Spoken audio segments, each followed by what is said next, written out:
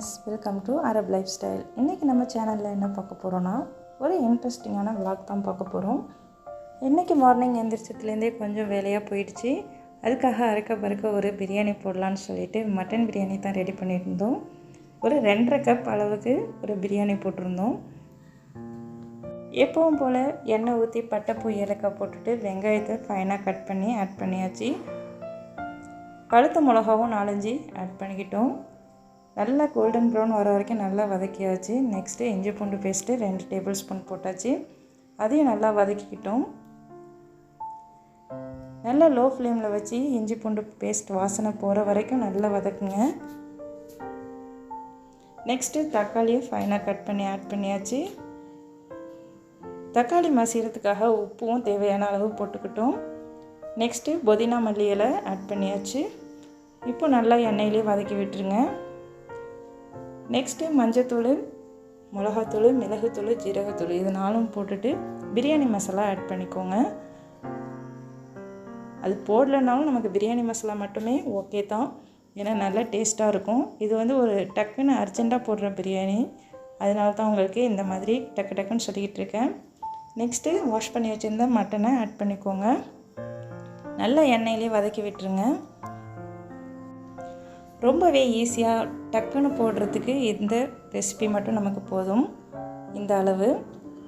Next ஒரு 4 table spoon தயிர் add பண்ணிக்கோங்க. நான் கொஞ்சம் கெட்டி தயிராகவே ஆட் பண்ணிக்கிட்டேன்.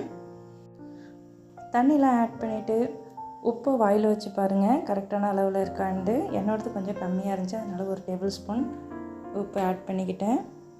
இப்போ நல்லா மிக்ஸ் பண்ணி விட்டுருங்க. நல்லா மிக்ஸ் பண்ணி விட்டுட்டு மூடியை போட்டு 10 விசில் விடுங்க. நெக்ஸ்ட்டு ஒரு 1/2 hour லோ ஃப்ளேமில் வைங்க. நல்லா சாஃப்டாக பொசுன்னு பிஞ்சு வர மாதிரி இருக்கும் மட்டன். அப்போ தான் பிள்ளைங்களும் நல்லா ஈஸியாக சாப்பிடுவாங்க, இல்லைன்னா சக்கையாக இருக்குது அப்படின்னு சொல்லிட்டு துப்பிடுவாங்க. இந்த அளவுக்கு நாங்கள் எப்போவுமே பிரியாணி போட்டாக்கா இப்படி தான் நாங்கள் வேக வைப்போம்.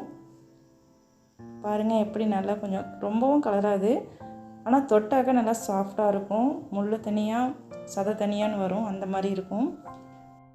2.5 கப் அரிசி ஊற வச்சுருக்கேன். இது 24 கேரட் அரிசி தான். நல்லா ஊற வச்சு 1/2 மணி நேரம் எடுத்துக்கோங்க. இப்போது நம்ம கிரேவியை மட்டும் இதில் எடுத்துக்கலாம். மட்டனை தனியாக உள்ளே எடுத்து வச்சுக்கலாம். இப்போது இதில் 2.5 கப் அரிசிக்கு 5 டம்ளர் தண்ணி ஊற்றணும். ஆனால் நான் இப்போ 4.5 டம்ளர் தான் தண்ணி ஊற்றிருக்கேன். இதுதான் தம்மில் போடுறதுக்கு பிரியாணிக்குள்ள மெஷர்மெண்ட். இந்த மெஷர்மெண்ட்டை நீங்கள் ஃபாலோ பண்ணாலே ரொம்பவே ஈஸியாக பிரியாணி போட்டுடலாம். எப்போவுமே 1:2 ரேஷியோவில் தான் நம்ம பிரியாணிக்கெலாம் தண்ணி ஊற்றுவோம். ஆனால் பச்சரிசிக்கு மட்டும் நம்ம 1 டம்ளர் தண்ணியை கம்மி பண்ணிக்கணும். பாருங்கள் மட்டனை தனியாக எடுத்து வச்சுக்கிட்டாச்சு. இப்போ தண்ணி நல்லா கொதி வந்துருச்சு. இந்த டயத்தில் கீ ஆட் பண்ணிக்கோங்க. ஏன்னா அப்போ தான் ஃபுல் அண்ட் ஃபுல் எங்கே பார்த்தாலும் நமக்கு ஸ்ப்ரெட்டாக இருக்கும். தாளிக்கும் போது இருந்தால் மசாலாலேயே சேர்ந்துடும். இப்போ நம்ம ரைஸை ஆட் பண்ணிக்கலாம். நல்லா கொதி வந்தோடனே ஆட் பண்ணால் தான் சீக்கிரம் வேகும். இந்த மாதிரி எல்லா ரைஸையும் போட்டு நல்லா மிக்ஸ் பண்ணி விட்டுருங்க. நல்லா கொதி வந்தோடனே மூடி போட்டு நல்லா வேக வைங்க. ஒரு 10 நிமிஷம் நார்மல் ஃப்ளேமில் இருக்கட்டும். ரொம்ப லோவும் இல்லாமல் ரொம்ப ஹையும் இல்லாமல் மீடியம் ஃப்ளேமில். நெக்ஸ்ட்டு அடியில் தோசைக்கல் வச்சு நம்ம தம்மில் போட்டுடலாம். இப்போ ஒரு 5 மினிட்ஸ் அப்படியே விட்டுருங்க. நல்லா நெருக்கமாக மூடி போட்டு நான் மேலே வெயிட்லாம் எதுவுமே வைக்கல, என்னோடய மூடி நல்லா வெயிட்டாகவே இருக்கும். அதனால் இதுக்கு மேலே நம்ம இப்போ மட்டனெல்லாம் எடுத்து வச்சிடலாம். பேலன்ஸ் இருக்க கிரேவியும் நம்ம தூக்கி வச்சிடலாம். இப்போ நம்ம தம்மில் போட்டுட்டாக்கா நமக்கு நல்லாவே சாஃப்டாக வெந்துடும் பிரியாணி. இப்போ 5 மினிட்ஸ் கழித்து நம்ம எடுத்து பார்ப்போம். பாருங்கள் எந்த அளவுக்கு நமக்கு பிரியாணி ரெடியாக இருக்குன்ட்டு. நல்லா சாஃப்டாக நம்ம ரொம்ப டேஸ்ட்டாகவே இருந்துச்சு. ரொம்ப எமர்ஜென்சியாக போட்ட பிரியாணி இது. செம்ம டேஸ்ட்டாக இருந்துச்சு.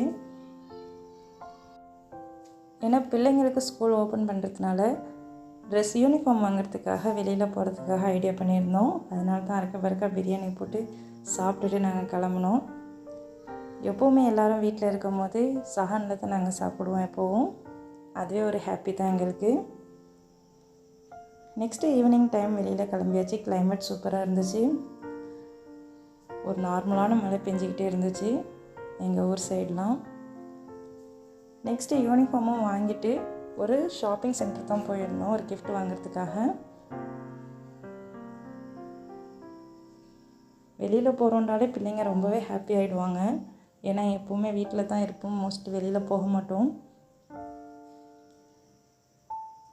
இந்த கடையில் எல்லாமே நிறையா திங்ஸ்லாம் வந்துருந்துச்சு, புதுசு புதுசாக எல்லாமே பார்த்துட்டு இருந்தோம். ஒரே ஒரு கிஃப்ட் பண்ணுறதுக்காக ஒரு பிரியாணி பாட் மட்டும் வாங்கியிருந்தோம்.